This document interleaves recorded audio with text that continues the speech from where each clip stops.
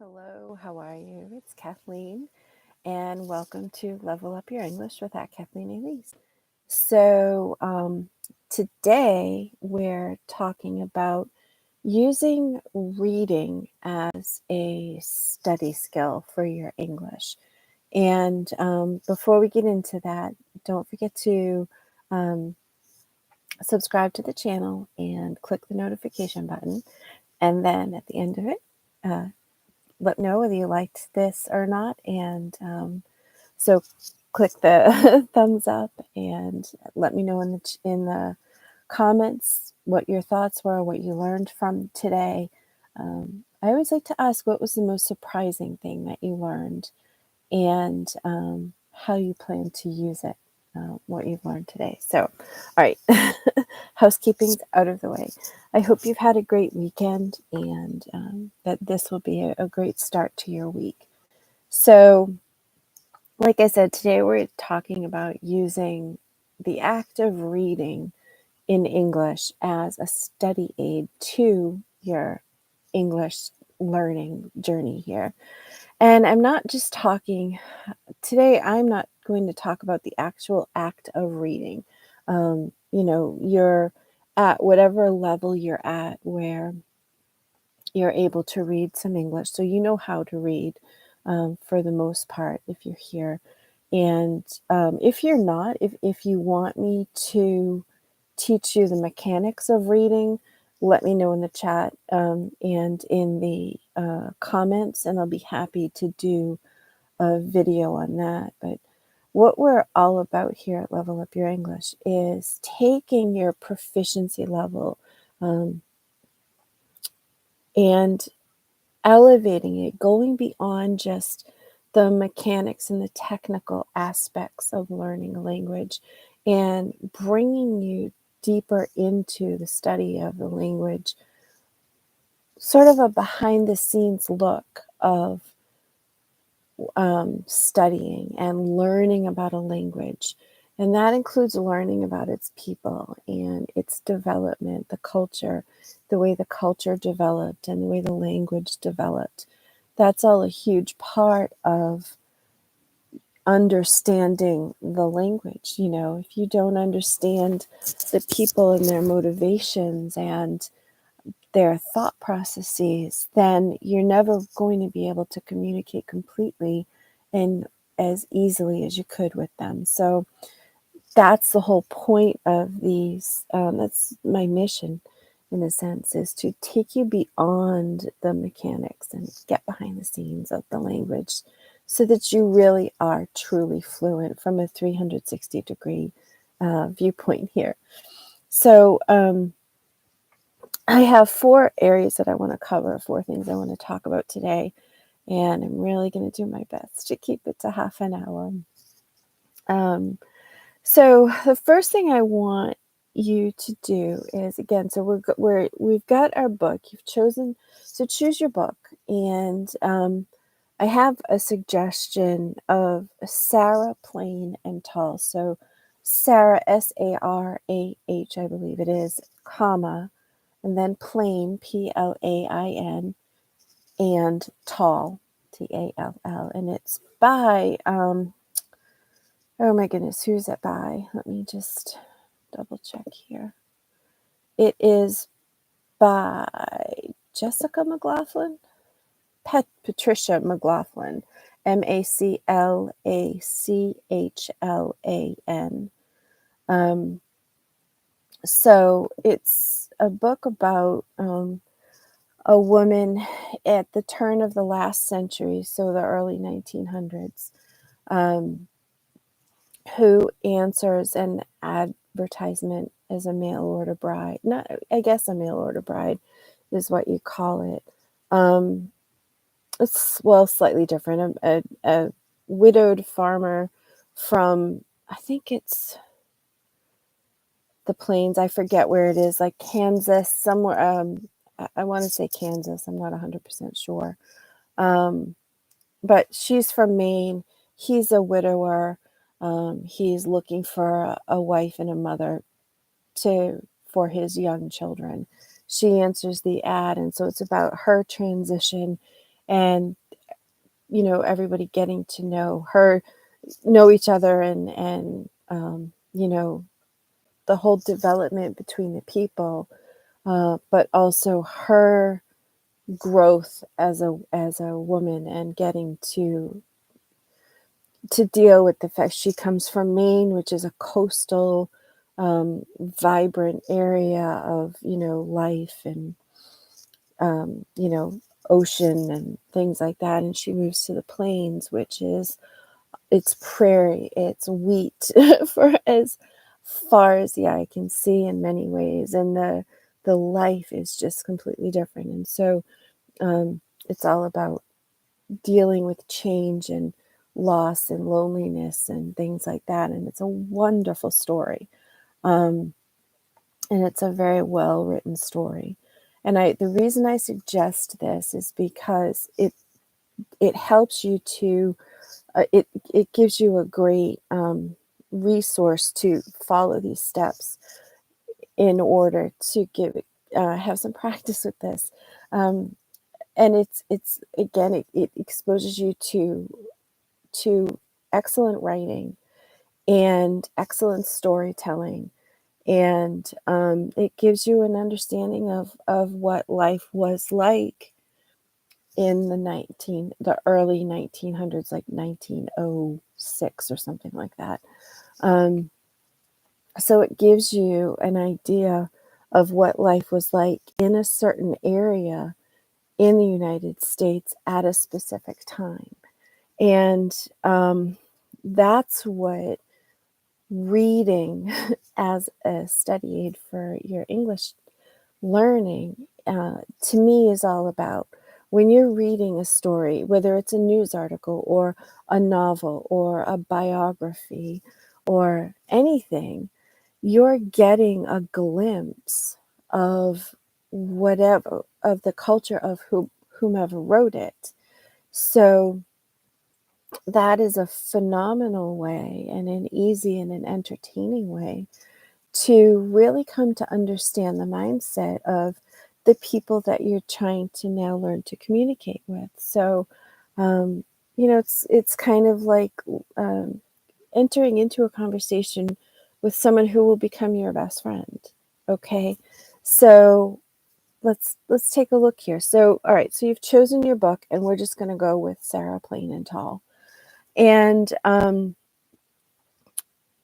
so first, what you want to do, so read the back, read the little blurb about what the book is about, and get an idea of where it takes place, when it takes place, so the era, the time frame that it takes place. Is it does it take place, is it an historical novel?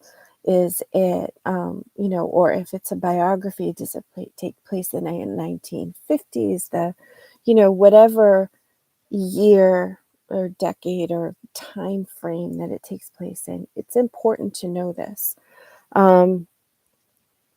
So when did it take place? Where did it take place? What type of community does it take place within? Because that tells you the societal expectations on the characters, on their behavior. It gives you an understanding of the way people spoke and the way they communicated. Is it a vibrant verbal community who's heavily involved in each other's business, or is it just a quiet, gentle, different, a community that maybe there's a whole set of rituals and manners and things like that? Do manners take precedent over something? I don't know. There's so many different types of communities, and the way communities interact, that gives you, again, the mindset of that particular place at a particular time, which again is critical in understanding the people and their development. And again, it's like, say you've met someone for the first time. Well, they have a whole set of, they've grown up in a certain community. So therefore, that community has a huge say in who the person before you has become, and how they think and how they act and things like that. So by using the book and finding this out about the book, you're getting you're getting an insight into not only the person who wrote the book, but the people in that area. Okay, and then because the United States is so huge, um, I just read somewhere, I think it was today, that there's like over 3 billion square miles of area that the United States covers. And that's a lot.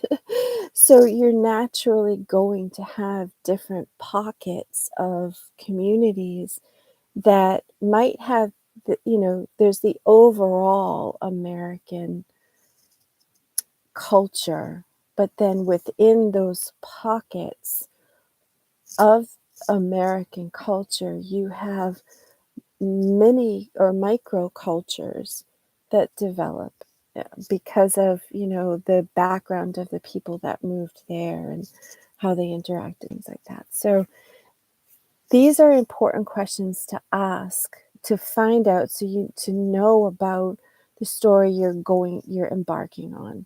And it's the point of all of this. And then one last thing. Well, the point of all of this is to do a little bit of research. You don't have to go crazy about it. But okay, so say it takes place in 1906 in Kansas. So do a little bit of research of, what life was like in 1906 in Kansas, and if you know the town or the general area, then you can narrow your research down a little bit, just so that when you go into it, you have a little bit of a picture formed, so that you can delve into the story more. You can place yourself within the context more completely. And the other thing that is really important is to find out what the main conflict for the main character is, and why is this a conflict within this society that this whole story is taking place. And you know is as the story goes about and moves along and comes to its conclusion, how is the conflict resolved? And is this a cultural resolution, or is this more of a universal resolution? Again, this gives you tremendous insight on, the development of the English, American English society, and the language as well. And again, one of the wonderful things about English is that because American English, particularly, but I suppose this actually is applicable for the entire generalized language, because it is so spread out all over the world, and you have different pockets all on all four corners of the globe, as they say, and you have different communities that have developed in these different areas, and they've had to struggle through different things, and so the language develops differently in these different areas. This is a great process to follow for different types of English speaking English. My brain isn't really functioning all that well this evening, so bear with me. But I hope you understand what I mean.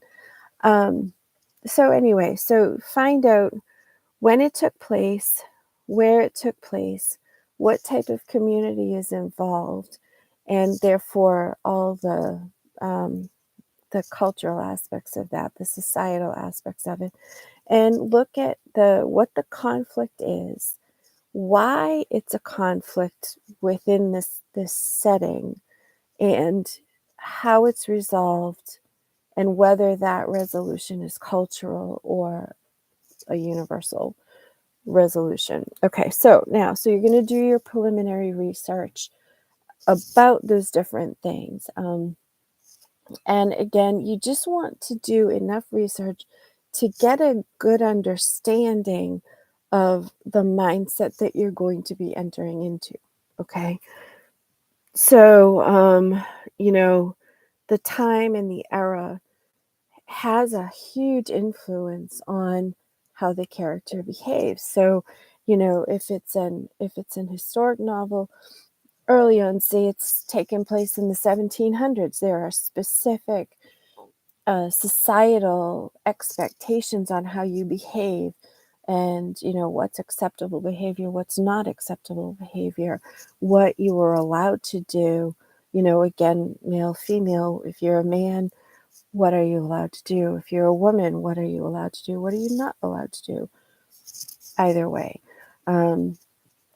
is there a hierarchical is there a hierarchy within the community? And if so, how does it work? Is it formal or is it more relaxed? This all has a huge bearing on how the story develops, how the characters develop.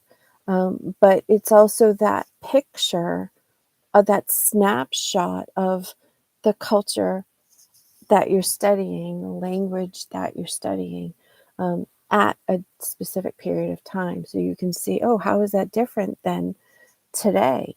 Oh, maybe that's why people behave the way they do today, because this has been something that's passed along from generations, or, whatever it is. I hope you're going to find that this is exciting. To me, this is super exciting. Finding all the backstory. It's not really, it's kind of like finding out all the gossip, but there's so much more to it than that. And it's only going to make your studies of the language and your usage of the language that much more rich, that much richer, I suppose. And more nuanced and deeper. You're going to show that you have a deeper understanding of, the language. So to your native English speakers, you're going to show that, wow, you really cared enough to learn these things. Sometimes people might even say, wow, I didn't even know that. It's my own language, so that's going to make you stand out, and it's going to spark some really interesting conversations. So, again, so I think we've talked about this, the time and the era. So, how did people have to live? This woman is going from a coastal fishing area in Sarah Plain and Tall, coastal fishing, to harvest, to wheat farming and things like that, with snow like she's never seen before, snow that you can get lost in, and nothing but brown for miles and miles, when she's used to greens and blues and oceans and fresh air and stuff. So all of that stuff, the geography, which you just talked about, social expectations. And then you also want to look at if there are any special dialects or ways of speaking, manners of speaking, for that particular area and time. And you can search on the internet. That's definitely, you can search Youglish, Youglish. I don't know if you can do them historically.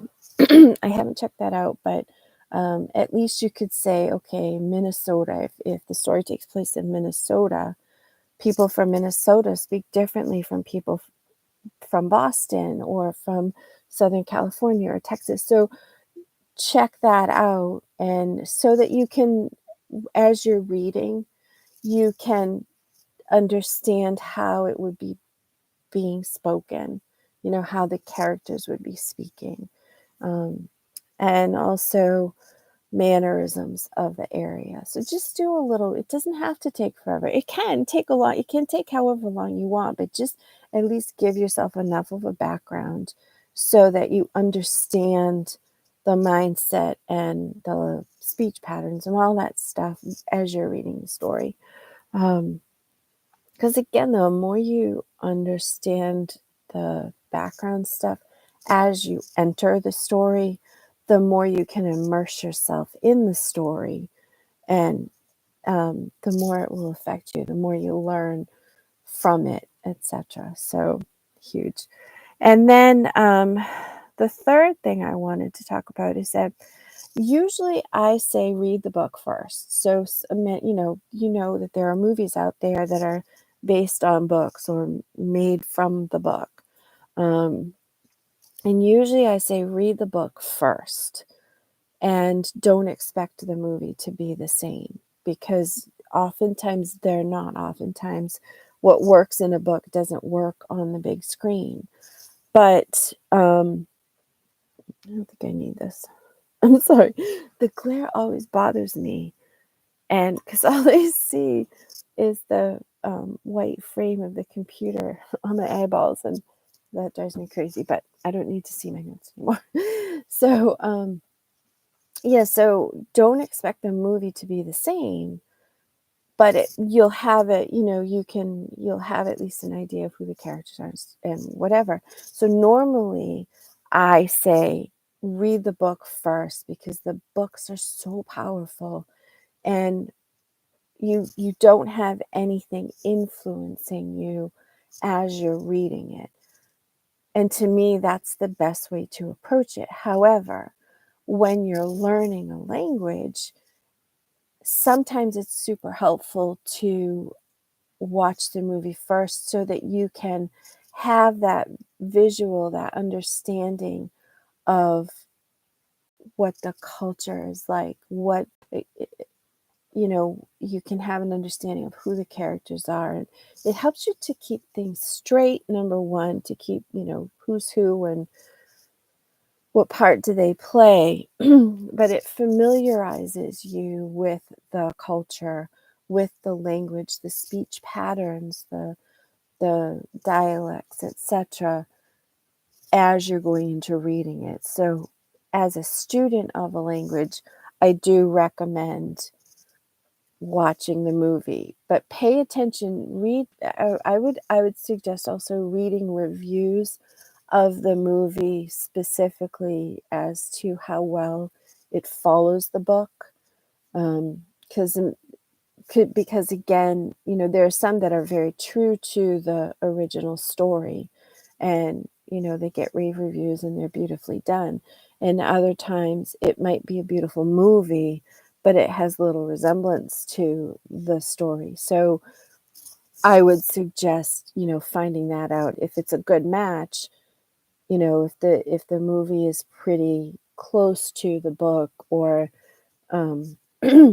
whatever, then definitely watch it. So really, it's just reading. I used to, and I'm going to be honest, I used to hate to read. I used to hate to read. And part of it is because, in school, you're forced to read, and the way it's approached, it's given to you as a chore. But once I decided that, or once I discovered that reading helped me to make sense of the language that we were learning in school. You go through your English class, or if you speak Spanish, you have Spanish class or French class or whatever in your native tongue. Because I was struggling with my own language and the way it was explained to me didn't make sense to me, I finally came to understand that reading was a way to, without having to think about it and stress over it, it was a way for the language to sort of sink into me, and kind of like watering a plant, watering a garden. The teachers were throwing seeds at me, just throwing them at the ground. They weren't nurturing it, they weren't helping it to develop, they weren't fertilizing it. But the reading helped to do all of that. The reading just in a stress-free way, once I stopped fighting it in a stress-free way, it just watered everything and helped it settle in and take root. And the understanding finally came to me. Um, I was able to, it just was wonderful. It was a wonderful experience for me. And again, once that stress of having to learn it was removed, it was a joy. And I love reading. I mean, you don't even see half the books you don't even see a fraction of the books that I own. I just love books. I don't have the time anymore to really read them as I would like, but I still have them, and they're at the ready at any moment. And I just thoroughly enjoy involving myself in the story and just not only letting the story wash over me, if that makes sense. I don't know if you experience this in your own language. Do you get completely immersed in the story and just let it take hold of you or not? That would be interesting. That would be an interesting comment to see. How do you view reading in your native language? Yeah, that would be interesting. So put those in the comments. But anyway, so just enter into reading in English as a way to essentially go on safari. I think of that image in so many aspects of learning a language, and even my own. I'm constantly learning something new about my own language and my own culture. And again, other cultures and countries, they're much smaller.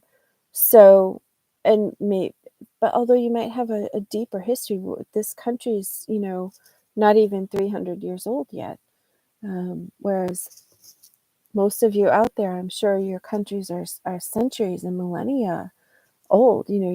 Your countries and your cultures have been developing for millions of years, thousands and whatever, different time frames, but so many more than the American culture, certainly. And there's just so even on that vein, like, I'm finding there's so much to learn about my own culture, and we're not even that old. So imagine how much there's to learn about your own culture. So anyway, I hope this made sense. I know we're coming up on the half hour today, but I think this is something. Let me know if you'd like me to do a full-on class about this. I might actually build this out as a course in the future if I get enough interest for it, because I think it's something that can tremendously improve your fluency and your comfort with speaking and your confidence in speaking English, because it's going to expose you to so many different aspects of the English language. And if you plan out your reading and you make sure to pick books and stories, and again, this can be news articles, this can be biographies or nonfiction books. Other members of my family, they prefer books on architecture or history or geography, things like that, more of a tangible cultural thing. I love literature. I love poetry. I love learning about characters in a way that, because then again, I'm a people person.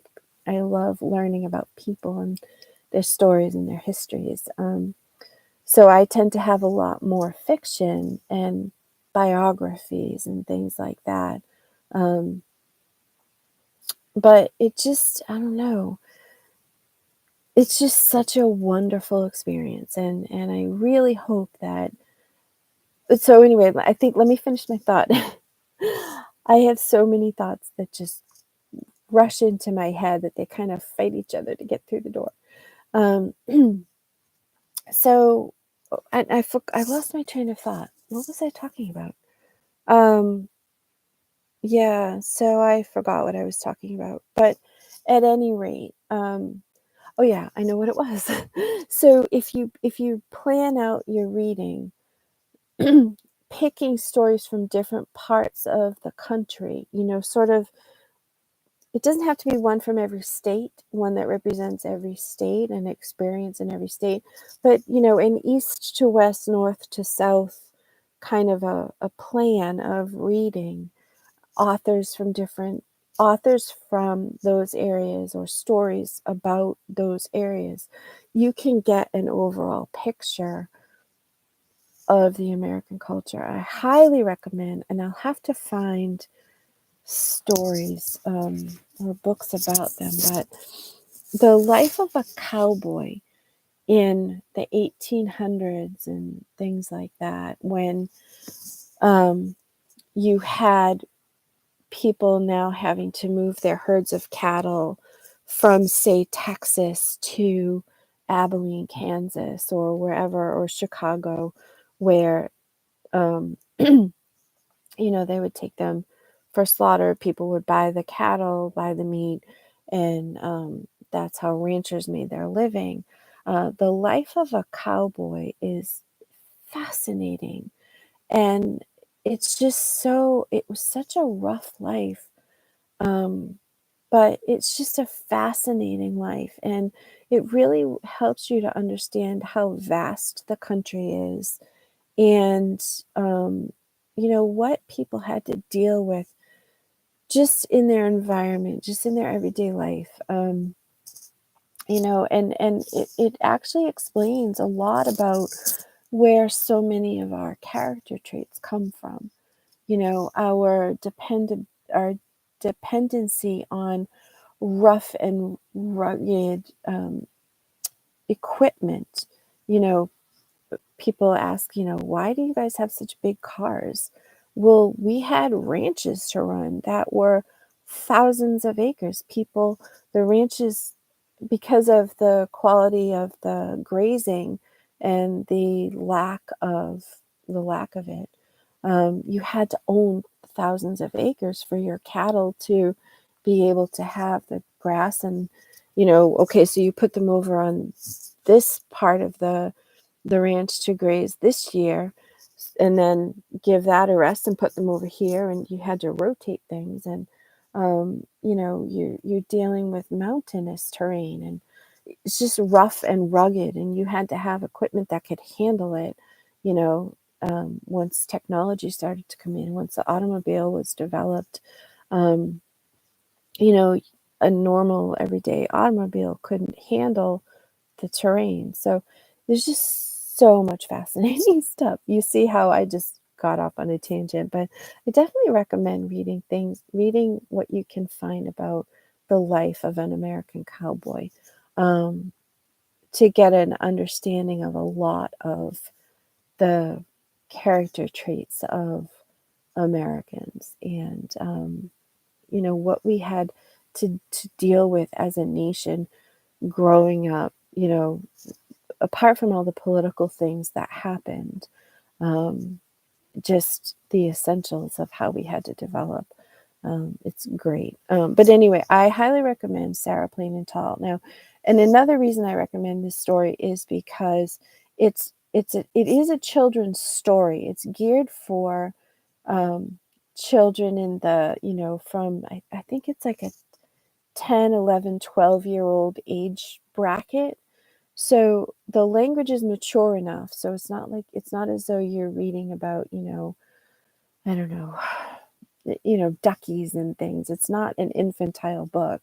It's a book that is presented for children who have a solid enough, a solid vocabulary and linguistic skills. So it's not treating you as an idiot. It's not treating you as an idiot. It's not treating you as a child. But it's an easier one to start with, just because of the age bracket that it's geared for. But it's a beautiful tale. It's a beautiful story. And there are many people who lived these lives, who dealt with these same issues. So the story itself might not be of a specific person, but it is a good conglomeration of the people who lived these lives. So anyway, I hope this really helped. I feel, again, discombobulated tonight. I think because I have all these thoughts and ideas just fighting for attention here. But anyway, let me just recap real quickly. So you want to do a little bit of research before you read, just to give yourself a general overall idea of how things are going to be. Um, the society, the culture, the language, things like that. Get yourself familiar with it. So when you read it, you won't have to struggle to fit all those pieces together. Okay. So do your research, and then, now I need my glasses again. Sorry. Yeah. So get those main questions. What are these main questions you need? When did it take place? Where did it take place? What type of community is involved? And what is the conflict for the main character, and why is it a conflict within that society?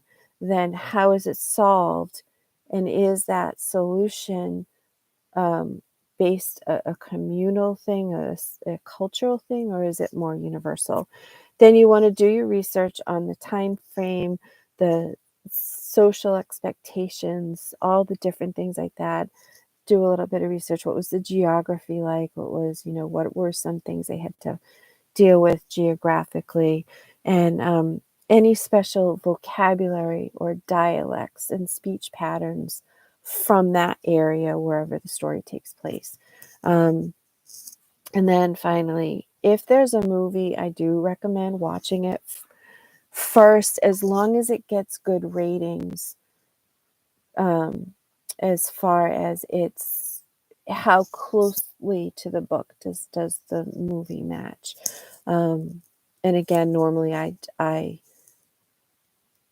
say read first, but in this case, it's going to help you, give you that visual picture and that cultural understanding, so that when you read, you won't have to struggle. All right. So I hope this was helpful for you. And I actually would like to put a course together. So it would be fun for me, but if it's not helpful for you, then I don't want to do that. I'd rather put my time into something that's helpful for you. But let me know, and we'll go from there. So put any questions, comments in the comment section, and we'll talk to you soon. So join me at noon today, 12 o'clock in the afternoon, Eastern time, and we'll go through this again, and maybe it'll make more sense then. But if not, we'll definitely see you next week. Okay. So I hope you have a wonderful night. Bye-bye. Enjoy your week.